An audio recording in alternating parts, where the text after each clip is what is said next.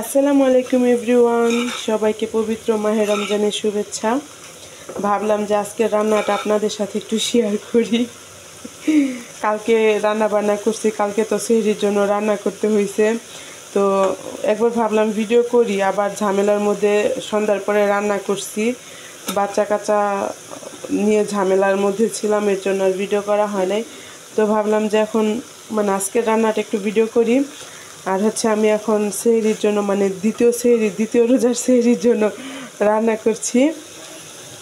এটা চিংড়ি মাছ ভর্তা করব। ছোট ছোট চিংড়ি, বড় চিংড়ি নিয়ে আসছি, ওগুলো বাছার পরে যে ছোট ছোট চিংড়িগুলো থাকে সেগুলো আলাদা করে রাখছি।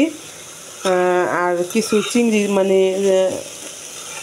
চিংড়ির মাথা দিছি, আর ছোট ছোট চিংড়ি এগুলো ভর্তা করব।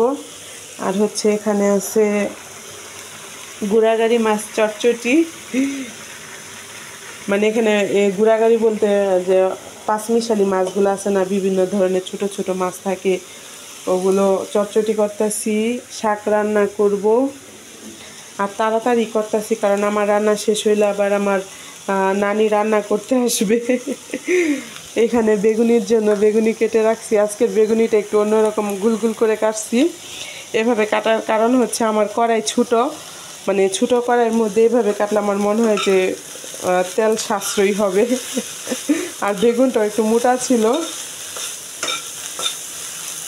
আর এখানে একটা ভিডিওতে তো দেখাইছিলাম যে আগের থেকে বুট ছোলা বুট আর বড়ার জন্য যে ডাউল, এগুলো একদম রেডি করে রাখছি, ফ্রিজ থেকে সকালেই বের করে রাখছি। এখন এগুলো গরম করব, ইফতারের আগ মুহূর্তে এগুলোকে গরম করব আর ওই বড়া বানাবো। আর এখানে চিকেন দিয়ে চিকেন পেস্ট করে আনাহিতার আইনের জন্য একদম ঝাল ছাড়া কিছু পাকোড়া বানাবো। আর বেসন গুলে রাখছি। আজকে আমার রান্না বান্না।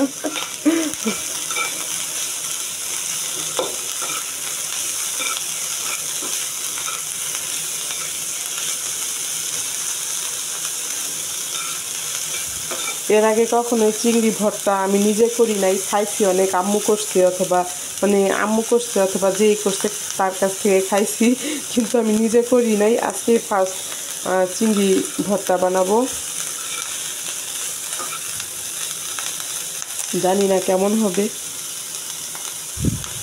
আর নিজের রান্না পচা হইলো নিজের কাছে ভালোই লাগে। সমস্যা আর সমস্যাও নাই, কারণ আর তো কেউ খাবে না, আমি আর আনাহিতার বাবাই খাবো। আর আনাহিতার বাবার কাছেও পচা হইলেও ভালোই বলবে, জানি।